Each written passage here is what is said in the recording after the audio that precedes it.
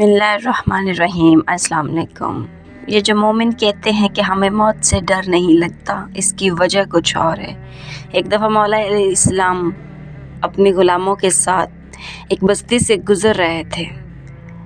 मौत पर गुफ्तगू हो रही थी। मौला अली ने चलते चलते यूँ एक कब्र पर ठोकर मारी, कब्र फटी और मुर्दा बाहर आ गया। मौला अली ने पूछा कि बता कब मरे हो? तो उसने कहा कि हजूर, मूसा नबी से भी 800 साल पहले मरा हूँ। तो मौला अली ने सवाल किया कि बताओ फिर इतने हज़ार साल से अब तक मौत का सफ़र कैसा था?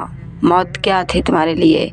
उसने कहा हजूर क्या बताऊँ, मलकुल मौत ने जो पहला झटका दिया था, उस झटके की कड़वाहट इतने हज़ार साल बाद भी आज भी मेरे हलक में अटकी हुई है। उधर खड़े खड़े मौला अली ने अपने ग़ुलाम कंबर से पूछा कि बता मौत तुम्हारे लिए क्या है? कंबर ने अपने सीने पर हाथ मारकर कहा, मौला अगर आपके इश्क में मरूं तो मौत मेरे लिए जन्नत के फल से भी ज़्यादा मीठी है। तो पता चला कि मौत क्या है। एक जगह इतनी कड़वी कि इतने हज़ार साल बाद भी उसकी कड़वाहट किसी के गले में अटकी है, और एक जगह इतनी मीठी कि जन्नत के फल से भी ज़्यादा मीठी।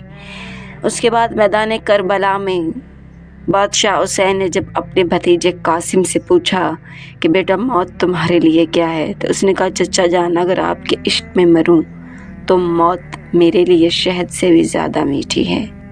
तो क्या समझे, क्या ये मौत हर इंसान के लिए इतनी मीठी है? नहीं, आशिक़े रसूल और पंजतन पाक के ग़ुलामों के लिए ये जन्नत के फल से भी मीठी है। और क्या ये हर इंसान के लिए कड़वी है?